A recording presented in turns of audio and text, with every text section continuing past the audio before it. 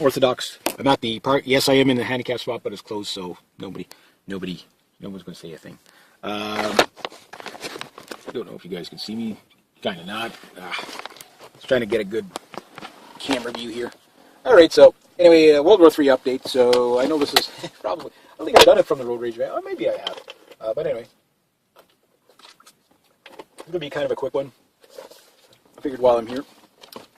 I don't have a lot, but get into this. Yeah, the FBI, 7,712 terrorist interactions near the U.S. border in Mexico over the past year. Now, mind you, what qualifies as a terrorist? They've got Boy Scouts on there. They got just about anything. So acts of terrorism. So that said, how much is like threatening terrorism and stuff like that I don't know. But that's something that they've got going on, and again, more police state, that type of thing. Chinese send their H-6K bombers just past Okinawa, and they did it. This is a big one too, because they had 40 planes in 8 batches come in and basically do this drill, and it really rattled up the Japanese anyway. So they're going past Okinawa. Their H-6 bomber is probably a derivative of the Tupolev Bison bomber. I'm pretty sure that's a Tupolev. TU. Oh, what's the designation? I forget what the Bison bomber is. Basically, it's like a Tupolev Bear, but with 2 jet engines and a little bit smaller, a little bit faster, that type of thing. These things are, they're 1950s, 60s technology in design, but they still got range. They can still fire modernized weapons, stuff like that. So they were also sending out their fighters as escorts to these bombers. So the Japanese, if they have to go around bombing people, they can do it. They have the Air Force and they have a bomber fleet is the thing. Not a lot of countries have air forces, like here in Canada. We have an Air Force, but we don't have a bomber fleet. Technically, you could say the Aurora CP-140 Aurora is technically a sub-hunter / can be used as a bomber, but it's not really a dedicated bomber. This is a dedicated bomber. Very interesting. Now, if anybody, again, I've been saying it for a good while now, if anybody has any doubts that the United States is not arming ISIS and Al-Qaeda, well, again, this one comes from RT, so you might have to take it with a bit of a grain of salt, but it just looks like it's just more and more confirmation. The BGM-71 TOW missiles, basically Al-Nusra was saying, yes, they're supplying us, we're actually and training us, and we're getting training from the Turks, from the US, from the Brits, from the UAE, Qatar, you name them all. Everybody you would suspect that is arming ISIS is arming ISIS. And again, this is really something that is really, the emperor has no clothes right now. Yes, the United States, just in the past week, whether we're talking John Kerry or the State Department, has come out and said, it's like, we're arming the moderate rebels, and yes, we cannot distinguish the moderate rebels. They're intertwined with the terrorists, so don't hit the terrorists. You know what I mean? So it's like, because you're going to hit our guys. But then, what makes the difference between a moderate rebel and a terrorist if they're intertwined together? You see what I mean? So, that said, when Al-Nusra is saying, which Al-Nusra used to be called Al-Qaeda, so they keep changing the name all the time, but it's the same guys. And this confirms the United States and Israel, because of the Greater Israel Project mainly. And again, if you know about the Greater Israel Project, I already covered it on this channel, you understand what you're looking at now. That's, the balkanization of the Middle East. For what reason? Well, oil pipelines, the petrodollar, there's just list after list. And remember, John Kerry said it, if they don't get a hold of Syria, the petrodollar could fall. And it's a domino that knocks it over. But yeah, so TOW missiles going to these jihadis. Again, it really kills me that, like the Bushes, the Blairs, the Clintons, they walk free. They are arming terrorists. Now, these people, the reason why they exist is because of supporting Israel. Maybe you're one of those, we got to support Israel because of the biblical stuff, whatever. I get that. But you have to look at it. Biblical Israel is not the same as the Israeli state. And there's also the other thing you have to look at, too, is that they're doing wrong. They're killing people. They're creating all this death and destruction. And to do it on their behalf is beyond criminal. It's evil. So to point that out, you can call me anti-Semite if you want, but no. ISIS, you can call me an anti-Semite to make your argument. I just point out the body count that these guys, and the destruction of Syria. A whole civilization of people being that had this happen because of U.S. foreign policy on behalf of Israel. Yes, it tracks back that. It's not a direct link. You don't see these things as a direct link. You see them behind the scenes, but the root causes come from there. That type of thing. So you have to say what it is.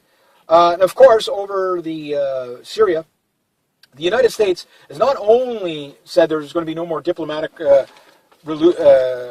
solutions between Russia and the United States, or no possibility for cooperation. They're also, and again, the guys out there, this is mainstream TV, press conference.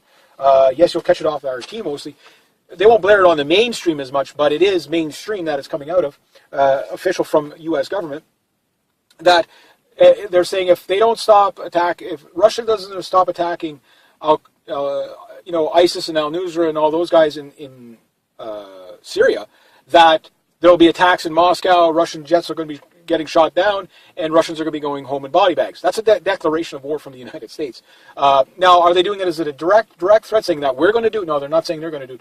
But we can clearly put the two and two together. If you are giving manpad launchers to al-Nusra and al-Qaeda and ISIS, okay, and then anti-tank missiles, which can also shoot, these TOW missiles can shoot down, like, say, helicopters and stuff like that, or very slow, low-flying aircraft, definitely lethal against tanks to a degree, although the T-90 has been holding up to the TOW AGM-70 TOW missiles. Some are going to get destroyed, but that said, again, it's a direct link to the United States government. This is not even covert anymore, this is overt. This is openly admitted. That's it. So the U.S. basically threatening to kill Russians is definitely going to make matters worse. What I would, again, I remember saying that I couldn't understand why Russia was taking so long to get involved in Syria. They waited till just before Syria was going to fall, and then they jumped in. I don't know why they waited that long. I guess they were just like, okay, well, we'll let them fight the worst of it, and then when we come in, it'll be a lot easier for us. Maybe that was part of it. Maybe it was just, okay, we'll only intervene if we know Assad's going to lose. Now, that said, again, this has been the best training exercise for the Russians. But I also said at one point, when it comes down to it, the Russians are just going to do a blitzkrieg, a lightning war there. They're going to be basically 40,000 troops, whatever, 10,000 tanks, 1,500 aircraft. They're just going to come in one night, 1 week, whatever, hit everything all at once. The Russians do have the intelligence. They know where the CIA guys are. They know where the Mossad guys are, and all those. They know where all that intelligence is. The second terrorist attacks ramp up in Russia, the Russians are going to probably, most likely, I would predict, go for broke and just completely say, well, if you want to do that, destabilize us, we'll take the Middle East now. And they'll come in, they'll do it. Yes, they'll lose a lot of guys, but they'll basically push al-Qaeda out in like 2 weeks, 3 weeks tops, in a blitzkrieg, because they're going to shoot anything that moves. It'll just be a complete, with Russian technology, and there'll be nothing to do to stop it. It'll be basically, they will end the war in Syria. Now, the Russians, you have to understand, I don't think they really want the Syrian war to end too soon, because they are getting advantages on this. And the one thing is, again, the weapons testing. They're testing all kinds of new weapons there. They've tested their cruise missiles. This is kind of like the Spanish War between the Germans and the Spain just before World War II, where the Luftwaffe got a lot of practice on that. You know what I mean? Well, same thing with the Russians and the Syrians. That said, the fragments, again, this coming from the White Helmets and another George Soros NGO groups and stuff like that. OF AB 250-70 FAB missiles, or FAB bomb that was apparently used on the UN convoy.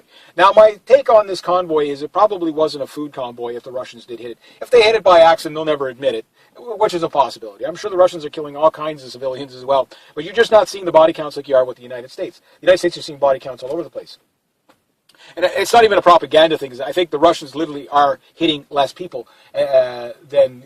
Well, they're probably hitting more people, but they're hitting, again, they might kill like 4 terrorists, but right in the center is a Mossad agent or a CIA guy or whatever. These guys got to be riddled. Spooks have got like carcasses all over the Syria. And again, it's not like the United States can come out and say, you hit our guys, you hit ours, but at some point they're going to have to admit that. So yes, the Russians will be killing American soldiers if the Kurds and the and the Syrians and the Turks don't kill them first. They're going to be killing American soldiers there. But the thing is the Russians are only going to hit them if they know they can get away with it. It's like, okay, well, there's still the rumors of missing nukes, that might be being moved around in Syria. Who actually owns them? These are still rumors yet. So if we see a nuke go off by Al-Qaeda, well, then we know the United States gave it to them. And that's where the Dyess Air Force Base B-61 nukes that went missing a couple of years ago went. Again, this stuff was always planned out decades ahead of time, right? That type of thing. So that's type of thing. That said, if the Russians set off a nuke, that's Putin playing the crazy man, and he might just do it. I don't think he will. It's a nuke is the most impractical thing in the Syrian war. It would not work unless you just want to kill everybody. There's no point to do it or test a bomb. That's the only reason why you let off. Now, the rumors of the Israelis letting off dirty nukes in the desert last year or early this year is still just rumors, but they are talking about it, and we know the Israelis are. Revamping their nuclear situation again as well, in the way of getting things ready, keeping things on alert, that type of thing, in case it becomes go time. So the rebels used some sort of chemical gas on the Free Syrian Army, on the Assad's army. Mainstream media doesn't talk about it. So they talk about barrel bombs from Assad. They blame him for the chemical attacks, but it always seems to be these jihadists that are using. And it's usually like a bug spray mixture with something else. It's not usually full-out weapons-grade chemical weapons. But it's still, the canisters are, that type of stuff. The Philippines, this guy, that Maduro guy there, he's quite the thing. So the Philippines is telling the United States that this is the last drill we're doing with you. We are moving towards Russia and China. We might do some stuff with the States in the future, but right now we're putting things on hold.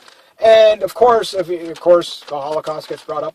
I don't know if this guy, like there's maybe 3,000 drug dealers this guy has gotten killed since he took power. He's just sick and tired. Like in a country like that, it's not like a country that's starting with rule of law at a high degree to begin with. So it's like, okay, well, we've tried rule of law, it didn't work. They're going basically.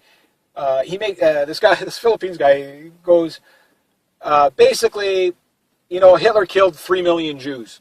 And he goes, if I can kill 3 million drug dealers, he goes, I'm sick and tired of my nation being torn apart by the war on drugs. Now, you got to understand, yes, the CIA is probably most likely, anywhere there's a war on drugs, the CIA is usually there propping it up. That said, it looks like a pretty... It doesn't take much to make the short list in the Philippines right now. It seems where he's going to kill not only drug dealers, but drug addicts and stuff like that. So this guy's gone full genocide to a degree, that type of thing. But, when things go insolvent, that's what he's talking about. Well, the future generation is not going to have to deal with this because, it's like, give it up or surrender or we kill you. That's your day in court. Your day in court is whenever the Philippine Special Forces... and their guys are, one thing I'll say about the Philippines is they're guys, they might not have a lot of equipment, but they are good at what they do. They got very good techniques for anti-terrorism and stuff like that. So that said, yes, the fact that the mainstream brings it up, the only part they cared about was not the fact that he's killed 3,000 drug dealers. Because Obama made it crack on, you should have more due process or whatever rather than just killing drug dealers. It's their country, they can run their country whatever. But they were more upset that he brought up the Holocaust and got the number wrong. We're supposed to be 6 million Jews, right? So, okay, this guy's just making a reference, and his reference was more like, well, Hitler did that, okay, and people call him a whatever. Some of his speech was kind of hard to understand. He wasn't saying he wanted to kill 6 million Jews. He goes, Hitler did it for a reason, I'm doing it for this reason. And I'm doing it for the reason of whatever, stability. I don't think it's going to work, but, again, it is what it is. So that's all the mainstream cares about, that is he offended Jews, not that he's killing, 3,000 other people without due process. I digress. The world we live in. So yeah, Philippines, if you go there, definitely don't break their laws right now. I don't think it would take too much to end up on in a firing squad there. So, but the guy is interesting. The fact that it's on mainstream media, they're already talking about protests against this guy in the Philippines. But however, he seems to have a lot of actual local support. And of course, I'm sure if you looked at these people protesting, it's another color revolution, probably backed by George Soros. I don't even have to look into it. I can probably guarantee you, if I was a betting man, George Soros money. And if George Soros money is there, then yes, you will have some sort of a coup in the Philippines, because the Philippines, if they're ditching the U.S. Military, they will be ditching the petrodollar at some point. Strategically, to have the Philippines on the side of the Russians and the Chinese is definitely going to be dangerous for South Korea and Japan and Taiwan, etc., etc. So they're going to do regime. The U.S. is going to do regime change in the Philippines. I say just let them do their own thing. The Philippine guy actually does have it right. You know what? If there's going to be an Asian war, let it be between the Asians. There's no reason for us to get drawn into that. And if you've got two countries that, and again, I say this just because it was something I noticed. I'm not saying it's every single Asian, but Asians hate each other. They hate each other with a passion. Maybe not all of them, but they don't get along. You call a Japanese person Chinese, you'll get punched in the face, and vice versa. Ask the Chinese what they think about Taiwan. They say there is no Taiwan. Ask the Taiwanese what they think about China. Let it burn. They don't like each other. Vietnam, cross this line, you die. You know what I mean? Like, again, it's they don't get along. North Korea, South Korea, don't even get me. I don't even have to. You already know. You play your loudspeaker too loud on our border, we'll send artillery shells. I mean, these people don't like each other. So you've got a guy, yes, he's a madman. There's no doubt about that. Yeah, he's a genocidal maniac. No doubt about that. I don't want to, I wouldn't want to live in the Philippines, but he's at least saying, I'm willing to see what the Russians and the Chinese have to offer. I'm willing to make peace in that area. And I think if he's actually smart, you'd say, well, the Chinese let's work out a deal over these islands with the Chinese. The Philippines doesn't have the money for the Sendaikaku Islands anyway. They'll be fighting for it forever. So what makes more sense? Let's work with the Chinese, who already have the equipment to rip those resources out of the ground ASAP, and say, okay, well, just cut us in on it. We'll send some of our guys for the labor. You send the equipment. We'll work together. There we go. Everybody, and Japan can jump in on this, and South Korea can jump on this, and Malaysia can jump in on this, and they can all prosper together. And if I wanted to set the example, I'd say up in the Arctic. Personally, I don't think they should do any drilling in the Arctic whatsoever. It's too fragile of an environment. But Greenland, Canada, the United States, and Russia all arguing for the continental shelf and that oil that's under there. Why not just do a joint partner thing if they're going to do that? Then it's like, okay, well, whoever has the highest standard we'll go with, and you get, a per capita per investment. So you invest this much, you get this much out of it. You invest that much, you get that much. And rather than nobody having it that way. But that said, I think the Arctic should be protected. It shouldn't be, we don't have to rip every resource out of the ground. But for the Philippines, this would be a benefit to not go to war with Russia or China, particularly China, and to actually have a better trade partner in the region, which I don't know how well it'd go, but I'm willing to let them try to, it might actually, God forbid, have some world stability, you know what I mean? Even if the guy's a bit of a madman. Again, Saddam Hussein, Muammar Gaddafi, madmen, Bashar al-Assad, not a good guy, but there's stability in the region. Yes, they are dictators. But when you're dealing with drug cartels, in these kind of third world type countries, yes, Philippines is pretty advanced for what they are, but they're still, it's like China. China, the cities are advanced, but outside is pretty much third world country. Most of the Asian countries are like that. And the thing is if you can get stability in that region, give it a try. That said, it looked like some Su-24s buzzed a Norwegian airliner, or it might have been a Norwegian, near the some islands there. I can't even read my own handwriting. But anyway, apparently, they were doing dangerous maneuvers. I hate it when the mainstream media says maneuvers. This is a maneuver. Barrel roll is a maneuver. Climbing is a maneuver. Turning is a maneuver. Those are maneuvers. Flying past you is not a maneuver. That said, flying close. So it looks like we had some Su-24s doing some patrols. They were undetected by this airliner. The passengers could probably read the call signs on these Su-24s. No transponders on. The Russians do it. NATO does it. I think the Russians do it for one reason. Not because they're really saber-rattling. I think they're because they know the mainstream media isn't going to talk about this. Again, did you hear about this on the mainstream media? 2 Russian bombers fly very close to an airliner, a commercial airliner. No, you didn't hear about it on the. Name one of these things off here that you really hear on the mainstream media. You're not going to. They don't want you to know about this. They don't want you to discuss it. But somebody on that airliner is definitely going to be tweeting that out. Oh my God, I was, I'm on a 737 and, two Russian bombers just flew by us. It was World War III. Oh my God, that type of thing. And that's how the news gets spread. So I think the Russians do that to catch the public's eye more than the military eye, because what they're looking at is that they know people are going to talk about it, and that might get people to look into why the Russians doing this. Whether you like them or not is really not relevant. You've got bombers flying close to airliners with their transponders off. Definitely scary stuff.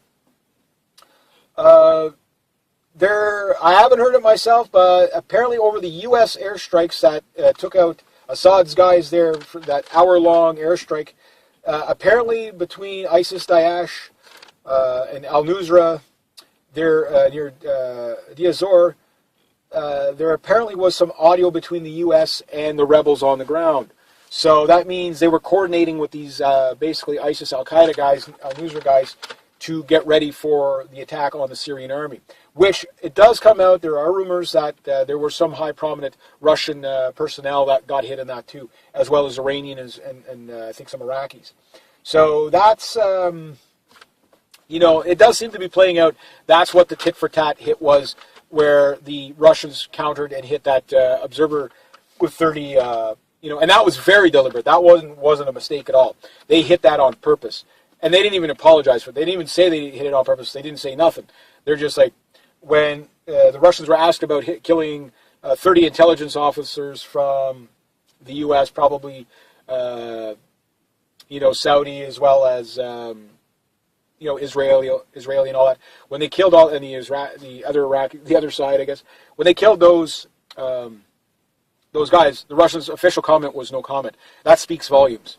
That's the kind of meet fire, force meets his force that the Russians are talking about, that they know that they can no longer negotiate with the United States. They have to show the United States that the line can only be pushed this far. So you hit one of our guys, we'll kill 30 of yours, that type of thing. North Korea is talking about a moon mission. They have an 80-ton rocket, or maybe it's an intercontinental ICBM, ready to go. But the North Koreans are talking about putting Kim Jong-un on. I can't wait to see the North Korean weather lady talk about the victory of landing a North Korean moon mission. That today we land on the moon for victory. Yeah, oh yeah, it'd just be awesome. Trust me, you guys want to see that too. It'll just, yeah, best propaganda person I've ever seen in my life. Thread system is basically going into South Korea it should be fully in there. The THAAD missile system should be in South Korea by 2017, and it's a done deal. China doesn't like it, but it doesn't matter. The United States is going to put it in there. That said, people in South Korea are against this. They know. The people know it's an escalation. Of course they know. And of course, they protested, wrote a letter in their own blood to basically say, you know what, we don't want this. Please, calm the craziness. They don't want the THAAD missile system in there. If it threatens China, it's threatening them. That type of thing. The 9/11 veto, the entire Congress voted to take down the veto, Obama's 9/11 veto, so that the families from 9/11 couldn't sue Saudi Arabia. One guy voted in favor of keeping it. Guess who that guy would be? Harry Reid. Like, who else would be that much of a douchebag, right? But you have to understand, there's a longer con on this. Right now, and it's already coming out of the work. I already mentioned this in a previous video, that once the United States civilians have the right to sue the Saudi government, think of the blowback that's coming from other nations. Already starting with Pakistan with the drone strikes. Well, if their families can sue those guys for for the 9/11 terrorists, well, then all the drone strikes and so-called collateral damage, I just call it human beings, that have been killed in the name of, like we're talking close to 4,000 people killed by Obama drone strikes. George Bush did 53 drone strikes. Obama is like hundreds of drone strikes. And lots of people end up dead, lots of innocent people. What I would say is, rather than suing the people, how about this? Hand over the Saudi royals that funded it, put them on trial. How about we send them Obama, the Bushes, the Blairs, the Clintons, that get all this death and destruction, and the Kissingers and the Soroses and the Brzezinskis and whoever else, send those people, the Rothschilds, Rockefellers, send those people on trial, rather than have the people have to pay for it. Because once people start suing the United States, you have to understand that can of worms has just been opened. That Pandora's box is not going to be able to be closed. And that's why Obama was doing what he did. Not because he hated the 9/11 people, but he understands that everybody's going. Ukraine can now make a case. Libya can make a case. Iraq, Afghanistan, Syria. Like all these people are now going to be able to sue the U.S. government for destroying their homelands. Yeah. And of course, 600 more troops going to Iraq. Mission creep on its way up to 6,000. I don't know how many are there now, but eventually they're going to get that many in Iraq. It's getting there. Yeah, so... Yeah, and of course ISIS getting the Grad SAM launchers, okay, which these are basically anti-tank, anti-aircraft, shoulder-fired stuff, as well as the Manpan launchers. Remember, there's about 25,000 of those. Most likely, most of them have probably been fired off in Syria by now. That Ambassador Chris Stevens, apparently a deal went wrong and he got killed over these type of things. So it looks like that's probably actually what happened there.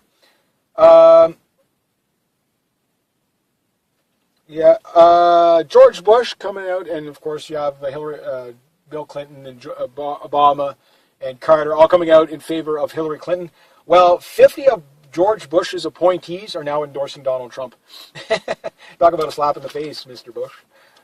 Again, there we go.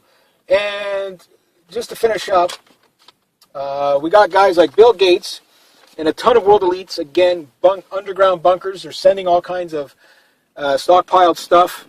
They're calling it the next Eden, the next Adam and Eve of these underground bunkers, and they're basically stockpiling and getting ready for whatever's around the corner. I can only see the world elites going to their bunkers for either an economic collapse, which I've been consistent, there will be no economic collapse until war comes, or for the other, the actual war. And again, they believe that they can go to underground, live out, live a couple years underground. They've got all the amenities they need down there. They've got swimming pools. They've got this. They got that. So they're stuck inside for the next couple of years, or half a decade, or whatever. The next batch of children come up of their spawn, and they inherit the earth. Start the banking system over again. Start the whole thing over again. I don't think it's going to work like that. If they can even make it to their bunkers, they'll be lucky. I think when this war goes, it goes. There will be no warning. A handful of elites, maybe 500 of the world elites, 1,000 tops will make it to their bunkers. I don't think anybody's going to get, because not everybody's going to be in the know, right? You have to be pretty high level before they're going to give you the warning. That's if a preemptive strike from Russia or China doesn't, because they might do it. I don't think they will, because the bigger prize for them is just let the United States economy keep going the way it's going. It's destroyed itself. The only way Russia and China does a preemptive strike is as a counter strike to an invasion of Russia. Ukraine invading Russia will not be a counter strike because the Russians, they'll kill the Ukrainians pretty quick if they want, and if the Ukrainians have been rolling their tanks into the side of the Russians and firing artillery on the border towns and stuff like that, but they can't get past the Russian army. They just can't do it. If they did, the Russians could say, look, it's a clear invasion, we're responding. They're not a NATO country. The United States, are Americans going to be willing to die for the Ukrainians? I don't think so. The Russians, if they get the right reason, again, they'll sweep that country like that. There'll be nothing. It will become a Russian Federation, all Russian Federation, if they win it.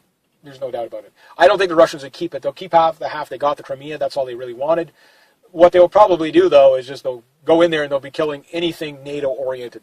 Right up to Transnistria. They'll, basically create a tie between Transnistria and Moscow again. That way they're not isolated. And now they can, at that point, they'll be right on the border of Poland. But they won't go any further than that. The buffer zone will be Transnistria. And that said, Poland doesn't really have anything to worry about unless it does something really stupid and tries to invade Russia. That said, again, right now, the bankers are, they're trying so hard to start a war. It's especially the past week. I mean, the rhetoric has just been insane.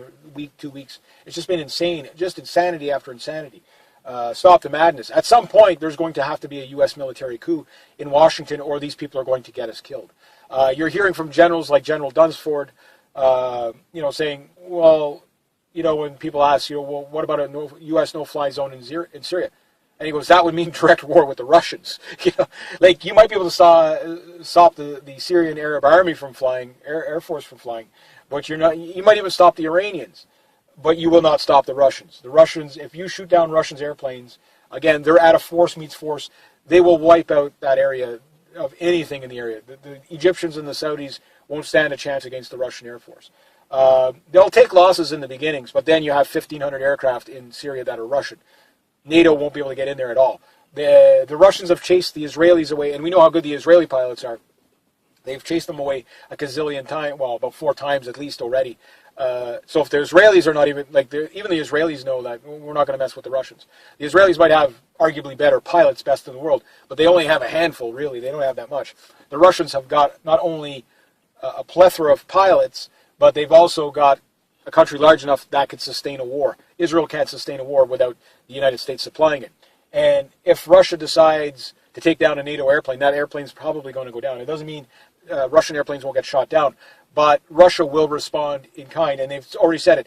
So did the Syrians. If you attack us again, we are responding. The Syrians now are starting to get S-300 missile systems, stuff like that. And they now know that the Americans are directly arming Assad, or arming the ISIS guys directly. They're trying to butter up the mainstream media to admit it without really admitting it. Even on the CBC here in Canada, there was a guy saying, well, there is no moderate rebels. It's basically the proxy army to overthrow Assad. Maybe not so cut and dry like that. But basically the stuff I'm saying, I couldn't believe this actually came out on the mainstream media. But it came out just a little bit. Now in Canada, they could probably get away with it a little bit more than they can in the States, because as soon as they do, it's not about blaming Obama. You can't blame Obama without blaming his puppet masters. And the thing about that is, once people, what they're trying to do is say, well, we've been arming them all along. But you were denying it before. Now, isn't that illegal? Before you change the definition of terrorist, that was considered illegal. So basically what you're doing is not only criminal, but it's genocidal, and it's crimes against humanity. So these people need to not only go to jail, but they need to be, I think, tried in the countries of origin. I think, Libya should be trying Obama and Hillary Clinton. I think Sarajevo should be, Bosnia should be trying Bill Clinton. I think Iraq and Afghanistan should be trying George Bush, Blair, both Bushes and whatever, and Kissinger and Soros and all that. I think Eastern Ukraine should get the kick at the can at George Soros and all the other. George Soros, where do you try this man? It's so evil. But anyway, I guess I'll leave it at about that. That's what's going on. Crazy world we live in. We'll have to wait and see what happens. Next to that, if you like this kind of content, please consider making donations to the channel. Links down below. Thank you so much to everybody who has. Next to that, rate, subscribe, share, comment, like. Be true to yourselves. Be true to others. Always do the right thing, and have yourselves a great day. G'day, hi, and welcome. All right, it's going to be a little bit of an unorthodox. I'm at the park. Yes, I am in the handicap spot, but it's closed, so no one's going to say a thing. I don't know if you guys can see me. Kind of not. Just trying to get a good camera view here. All right, so anyway, World War III update. So I know this is probably, I don't think I've done it from the road rage van. Oh, maybe I have. But anyway, it's going to be kind of a quick one. I figured while I'm here. I don't have a lot, but get into this. Yeah, the FBI, 1,712 terrorist interactions near the U.S. border in Mexico over the past year. Now, mind you, what qualifies as a terrorist? They got Boy Scouts on there. They got just about anything. So acts of terrorism. So that's it. How much is like threatening terrorism and stuff like that? I don't know. But that's something that they've got going on. And again, more police state, that type of thing. Chinese send their H-6K bombers just past Okinawa. And they did it. This is a big one too, because they had 40 planes in 8 batches come in and basically do this drill, and it really rattled up the Japanese anyway. So they're going past Okinawa. Their H-6 bomber is probably a derivative of the Tupolev Bison bomber. I'm pretty sure that's a Tupolev. TU. Oh, what's the designation? I forget what the Bison bomber is. Basically, it was like a Tupolev Bear, but with 2 jet engines and a little bit smaller, a little bit faster, that type of thing. These things are, yeah, they're 1950s, 60s technology in design, but they still got range. They can still fire modernized weapons, stuff like that. So they were also sending out their fighters as escorts to these bombers. So the Japanese, if they have to go around bombing people, they can do it. They have the Air Force and they have a bomber fleet is the thing. Not a lot of countries have air forces, like here in Canada. We have an air force, but we don't have a bomber fleet. Technically, you could say the Aurora CP-140 Aurora is technically a sub-hunter / can be used as a bomber, but it's not really a dedicated bomber. This is a dedicated bomber. Very interesting. Now, if anybody, again, I've been saying it for a good while now, if anybody has any doubts that the United States is not arming ISIS and Al-Qaeda, well, again, this one comes from RT, so you might have to take it with a bit of a grain of salt, but it just looks like it's just more and more confirmation. The BGM-71 TOW missiles, basically Al-Nusra is saying, yes, they're supplying us, we're actually and training us, and we're getting training from the Turks, from the US, from the Brits, from the UAE, Qatar, you name them all. Everybody you would suspect that is arming ISIS is arming ISIS. And again, this is really something that is really the emperor has no clothes right now. Yes, the United States, just in the past week, whether we're talking John Kerry or the State Department, has come out and said, it's like we're arming the moderate rebels, and yes, we cannot distinguish the moderate rebels. They're intertwined with the terrorists, so don't hit the terrorists. You know what I mean? So it's like, because you're going to hit our guys. But then, what makes the difference between a moderate rebel and a terrorist if they're intertwined together? You see what I mean? So, that said, when Al-Nusra is saying, which Al-Nusra used to be called Al-Qaeda, so they keep changing the name all the time, but it's the same guys. And this confirms the United States and Israel, because of the Greater Israel Project mainly. And again, if you know about the Greater Israel Project, I already covered it on this channel, you understand what you're looking at now. That's, the balkanization of the Middle East. For what reason? Whether oil pipelines, the petrodollar, there's just list after list. And remember, John Kerry said it, if they don't get a hold of Syria, the petrodollar could fall. And it's a domino that knocks it over. But yeah, so TOW missiles going to these jihadis. Again, it really kills me that, like the Bushes, the Blairs, the Clintons, they walk free. They are arming terrorists. Now, these people, the reason why they exist is because of supporting Israel. Maybe you're one of those, we got to support Israel because of the biblical stuff, whatever. I get that. But you have to look at it. Biblical Israel is not the same as the Israeli state. And there's also the other thing you have to look at, too, is that they're doing wrong. They're killing people. They're creating all this death and destruction.